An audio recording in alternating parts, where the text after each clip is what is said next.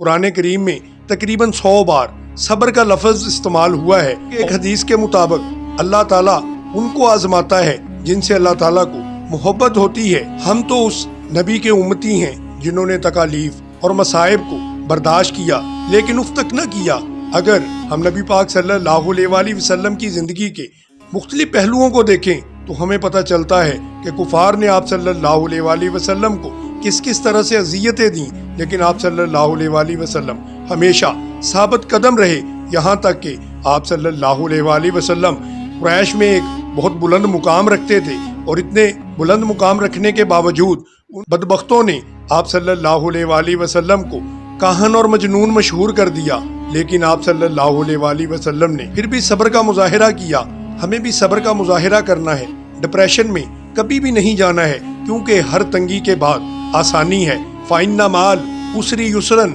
إِنَّ مَعَ الْعُسْرِ يُسْرًا، بے شک تنگی کے ساتھ ہی آسانی ہے۔ قرآن کریم کو اپنے قریب کریں اور شیطان سے دور رہیں، کیونکہ شیطان جو ہے وہ انسان کا کھلا دشمن ہے، یہ ہمیشہ انسان کو گمراہی کی طرف لے جاتا ہے، اس لیے کبھی بھی شیطان کی پیروی نہیں کرنی چاہیے، کیونکہ وہ ہمارا کھلا دشمن ہے۔ نفس بعض اوقات انسان کو کئی طرح کی پٹیاں پڑھاتا ہے، وہ کہتا ہے کہ اس بات میں تمہارا فائدہ ہے، بے شک یہ وقتی طور پر دین کے مخالف نظر آتی ہے، لیکن تم نے نقصان والی جگہ پر پاؤں نہیں رکھنا ہے، تم نے وہ کام کرنا ہے جو تمہارے فائدے کا ہے۔ ہم شیطان کے بہکاوے میں آ جاتے ہیں اور یہ سوچ بنا لیتے ہیں کہ کوئی بات نہیں، ابھی بڑا وقت ہے، ہم بعد میں نیک اعمال کر لیں گے، ابھی ہمارے اوپر بہت ذمہ داریاں ہیں، ابھی ہمیں بچوں کی شادیاں کرنی ہیں، ابھی ہمیں اور بہت سے کام کرنے ہیں، جب ان کاموں سے فارغ ہو جائیں گے تو انشاءاللہ دین کی خدمت کریں گے اور دین کی راہ پر چلیں گے۔ میرے دوستو، کیا آپ کو یقین ہے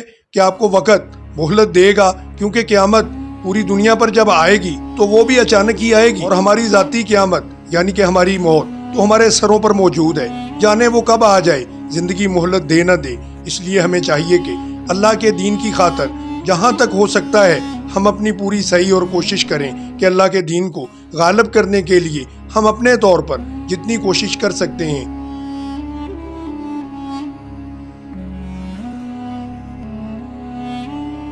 اور اب نہیں، اب آپ صلی اللہ علیہ وآلہ وسلم کی تعلیمات کو پھیلانا ہے، کیونکہ ہر چیز کا ایک مخصوص وقت ہوتا ہے۔ جس طرح سے اگر ہم کمرہ امتحان کے اندر بیٹھے ہوئے ہوں تو وہ 3 گھنٹے یا 2.5 گھنٹے کا جو